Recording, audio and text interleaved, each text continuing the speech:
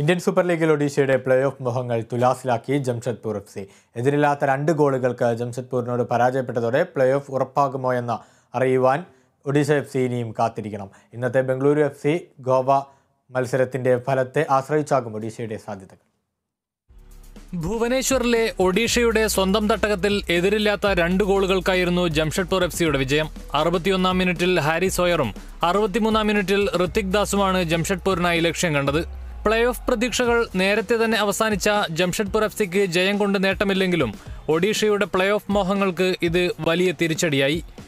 ഇന്ന് നടക്കുന്ന FC Goa Bengaluru FC പോരാട്ടത്തിന്റെ ഫലത്തെ ആശ്രയിച്ചാകും ഒഡീഷയുടെ പ്ലേ ഓഫ് സാധ്യതകൾ. ശ്രീകണ്ഠീരവ സ്റ്റേഡിയത്തിൽ വൈകിട്ട് 7:30-ക്കാണ് മത്സരം നടക്കുക.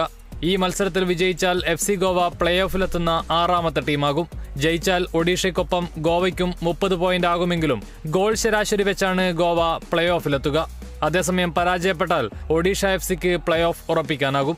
20 മത്സരങ്ങളിൽ നിന്ന് 46 പോയിന്റുമായി മുംബൈ സിറ്റി FCയും 19 കളികളിൽ 39 പോയിന്റുമായി ഹൈദരാബാദ് FCയും 31 വീതം പോയിന്റുമായി ATK Mohun Bagan, Bengaluru FC, Kerala Blasters എന്നീ ടീമുകളും നേരത്തെ തന്നെ പ്ലേ ഓഫ് ഉറപ്പിച്ചിരുന്നു.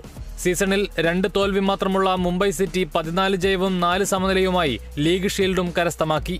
മാർച്ച് 18-നാണ് ISL 9ാം സീസണിന്റെ ഫൈനൽ പോരാട്ടം നടക്കുക. Sports desk, Kerala vision news.